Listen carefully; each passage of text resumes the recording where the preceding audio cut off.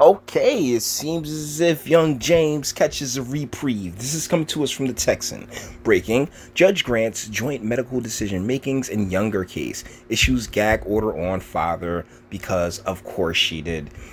Judge Kim Cooks has ruled that the father and mother of 7-year-old James Younger will remain in joint managing conservatorship.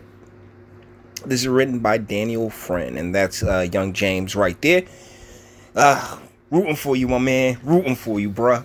We need more James in the world. Judge Kim Cooks in the 255th Family District Court ruled today that 7-year-old James Younger and his twin brother would remain under a joint managing conservatorship under their parents, Jeff Younger and Dr. Ann G. I'm just not worrying about that name. Cooks also gave the two parents joint decision making over all medical, dental, and psychiatric care for the twin boys, indicating that both the father and mother need to consent to the use of puberty blockers or other aspects of a medical transition. Attorneys' fees are split. This is good. This gives my man a chance. I mean, Anne is more than likely not going to give up on this whole Luna business because she's in it to win it. But for right now, it seems as if the father will have the ability to knock that nonsense right on out. And good on him. Good on him. Cooks also issued a gag order on the father. Of course she did. See, the deal is that this case got so much attention because of the implications and everything that goes along with it, that the judge is more than likely pissed that even the governor came out and was like, yeah, the attorney general got to look into this. Like, yo, what the hell is going on? This is ridiculous.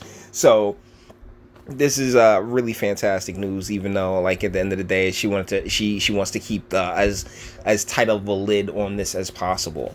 A similar order was issued in another high-profile case in Texas, which the Texas Solicitor General recently said is unconstitutional, as it should be. The father has a right to speak up on these things. I'd be very interested to hear what he has to say.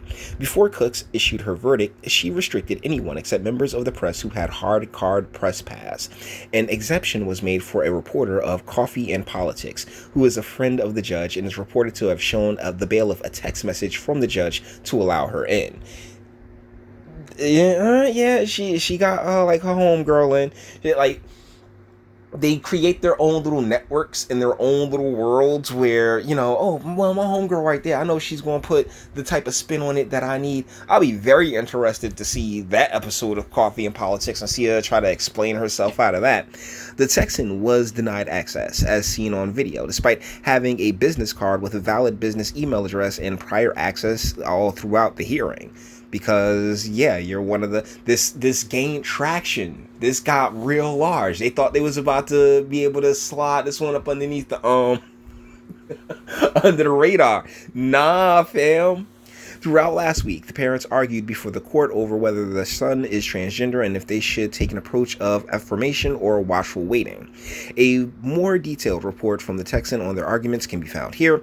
On Monday, a jury, which took several hours to deliberate, had one dissenting vote, told the judge that the current joint managing conservatorship of the children should become a sole managing conservatorship and that the father should not be the sole managing conservator. Since the jury made their decision, the case has gained statewide and national traction. And that's the thing. The judge could have stepped in and shut the whole damn thing down the exact same way that she did right here, right now. But she didn't, because I'm telling you, there is something going on. I can't put a finger to it. I can't say what it is or what it isn't. But there really is something going on when it comes to, trying to, like, in these experiments and what they end up doing to these kids, man. It's just, give the kid a chance. Like, I look at so many young people, and I'm just like, yeah, they never stood a chance. How many videos have I done? Like that Tybreesha Sexton video. I'm like, yo, that kid doesn't stand a chance. And it's heartbreaking, because it's all lives. Like, someone was asking me before, and I'm gonna do that video on the thing that I said to Twitter, but they were asking me if I'm pro-life, and the deal is, I'm pro-quality of life. I it's not just, oh, that the person is born. It's just that the person is born into circumstances, into the best circumstances possible for them to thrive and succeed as a person and as an individual. And unfortunately, with the sexual liberation of women and all these other fun parts, that we've been creating all these people that end up being broken, and broken people break other people. State Rep Matt Krause said on Twitter, absent a special session between now and the 87th session, I will introduce legislation that prohibits the use of puberty blockers in these situations for children under 18. We missed our opportunity to do so in the 82nd session. We won't miss the next one. Reps Jared Patterson and Cody Harris responded that they would work with Krause on drafting legislation. Oh yeah, they are on it. Like, no, you got to shut that whole thing down. And guess what? I'm fully behind this bit of legislation here. Governor Greg Abbott said that the case is being looked into by the Texas Attorney General Office and the Texas Department of Family and Protective Services. Good on them. Rep. Chip Roy also sent a letter about the issue to U.S. Attorney General Bill Barr, the director of the National Institutes of Health and the director of the National Drug Control Policy.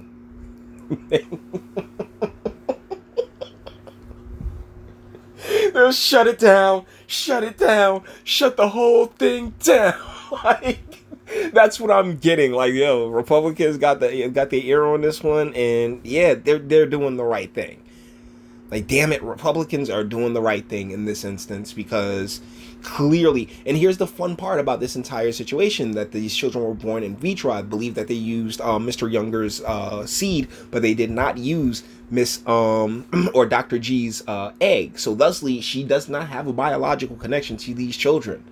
And that's a dangerous position to be in, man. That's a very dangerous position to put these kids in.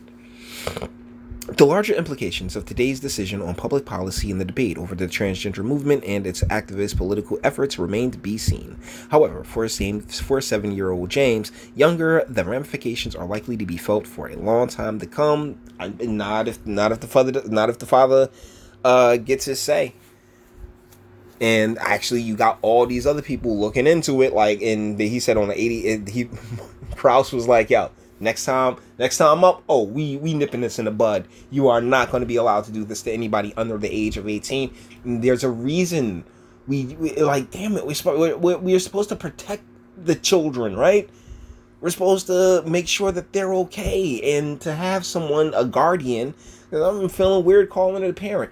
Like, to have the guardian come out and be like, yeah, I want to, this is Luna now. Like, come on, man, miss me. So shout out to Krause and Abbott and the entire, Texas GOP for standing up and saying this got to get nipped in the bud. So, and honestly, Kim Cooks, the only reason Kim Cooks did this is because she faced pressure. That's it. She was more than happy to let this go down. So let's not sit here and pretend like Kim Cooks is some kind of hero now because she decided to step in. No, you had so many people just be like, nah, man, not with this. USA, USA. This is good shit. Yeah, I'm glad to hear it. So with that being said, we're going to bring this one to an end. All the internet stuff. If you liked it, toss a like. Dislike, yeah, go ahead. Do that too. I ain't scared of you. Sub. If you enjoy my fantastic voice and you want to get videos like this every single day, share, because sharing is caring, and YouTube and BitChute and the like. Not the biggest fans of your boy over here. And speak. Let me know. What do you think in the comments? This is a good thing. This is fantastic that the father gets his natural say in definitely his kids' lives, man. And because that's the role of a parent, and unfortunately, so many people have distorted that and have just a jacked up idea of what that is. But the role of the parents are to guide the child into being the best kind of productive human being that they can be. And unfortunately, it's just generations at this point of young people born about, oh man, I like your dreads. You know what I'm saying? Like, oh man, he's so sexy. Splat, I mean, shoot, it's ridiculous. So let me know what you guys think in the comments. And until the next one.